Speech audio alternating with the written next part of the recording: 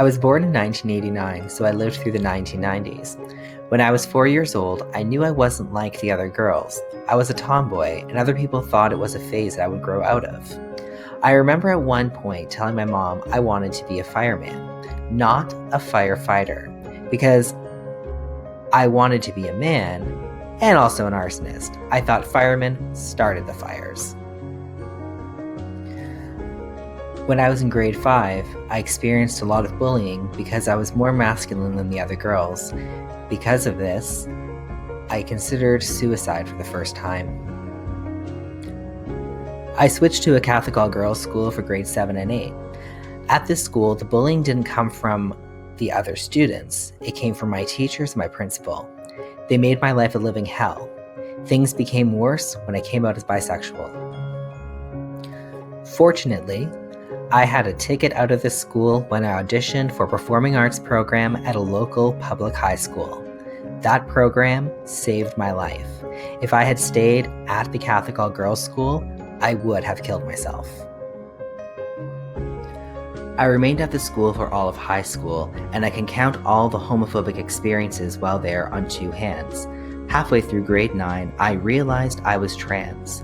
I attempted suicide because of it. I thought this made me a freak and that my life was over. I slowly started my transition and came out to my girlfriend. It was more than a year before it came out to everyone else. By the end of grade 10, I started living full-time as male.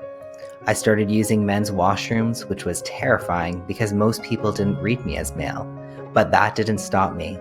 By the middle of grade 11, I came out to everybody, including my school. That school saved my life. Everyone was really supportive. I was the first student at that school to come out and transition at that school, and it was a really positive experience.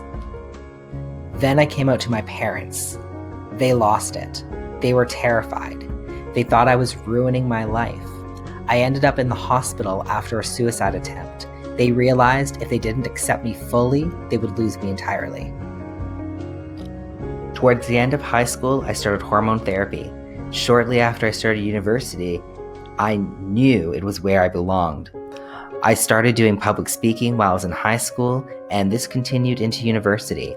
I started facilitating support groups, doing more and more public speaking, and finally, I created a job out of it. I've had the opportunity to see members of the community at their worst and at their absolute best. It has been empowering to help change systems while also helping people in their daily lives.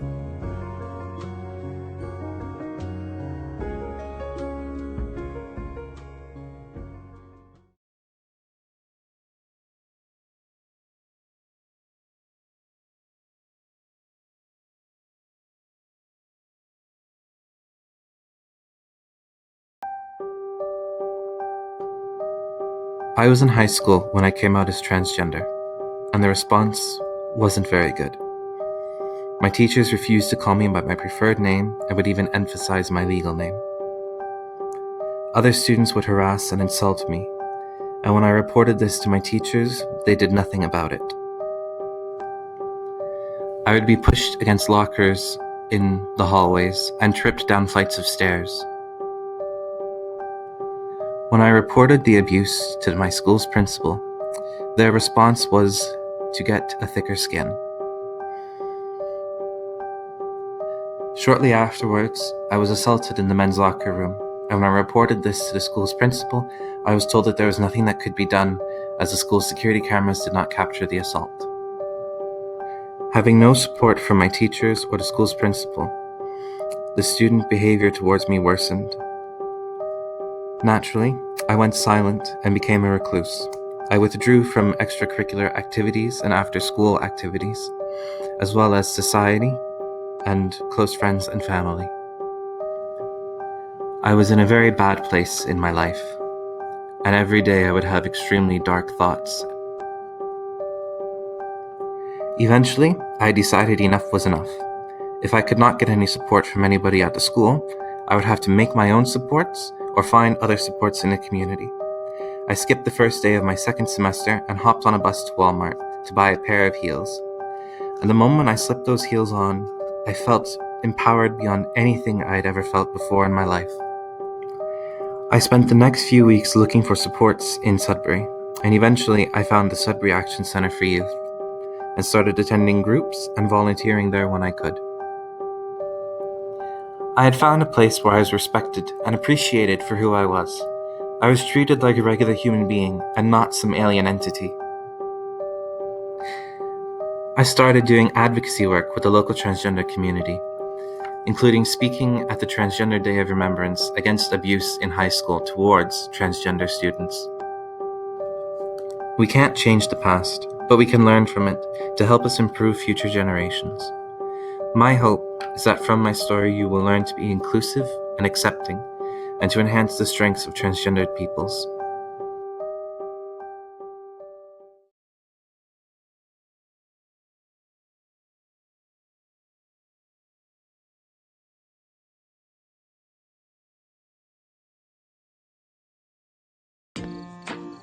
I was born in Sudbury and raised mostly in the Sudbury area. The only boy in a Finnish family made me stand out, and I felt different. My father identified me as a sissy. His remedy was corporal punishment, and my early life was punctuated by physical abuse.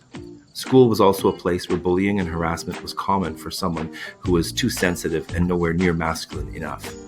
In the 1970s, coming out in high school was not common. I kept things under wrapped for those years. I came out when I was 19, out of grade 13. It was then that I started university, and I told everyone around me I was gay.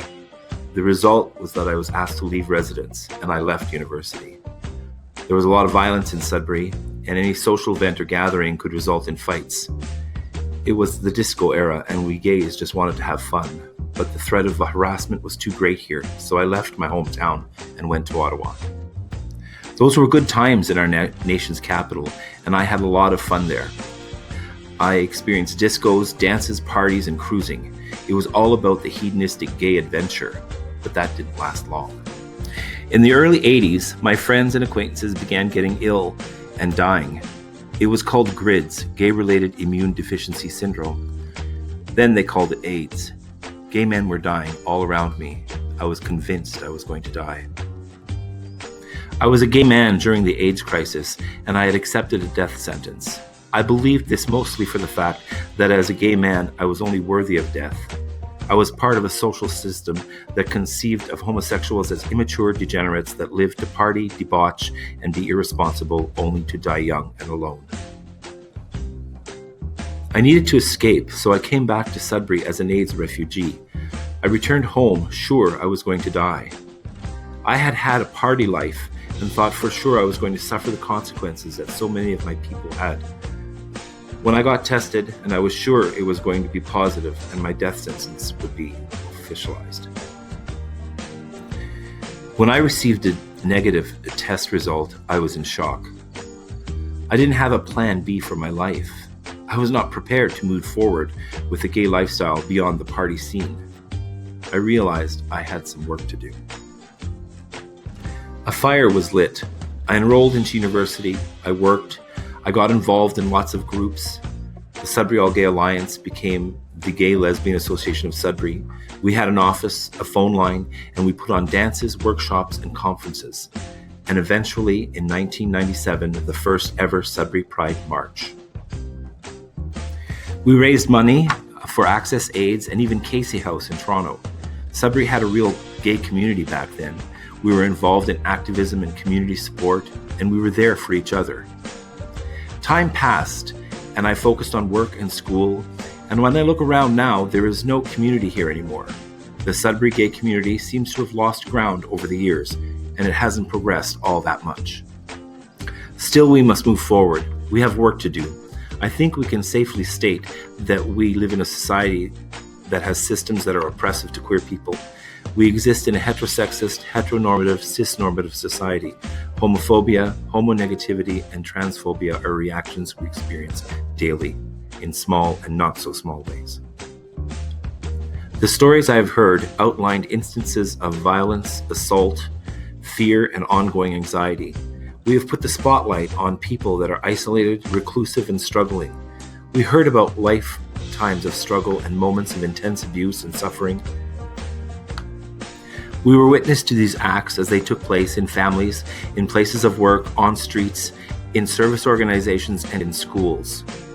Many of us have accepted situations we have been forced into. Our health is the price we pay for this acceptance.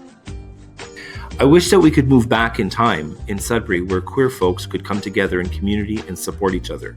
I really believe we as 2S LGBTQ+ people can become a force to promote our own healthy community. We cannot always rely on service providers to offer us the safe spaces and supports we need. I am convinced that we as queer people know what's best for us, and I'm ready to begin this project.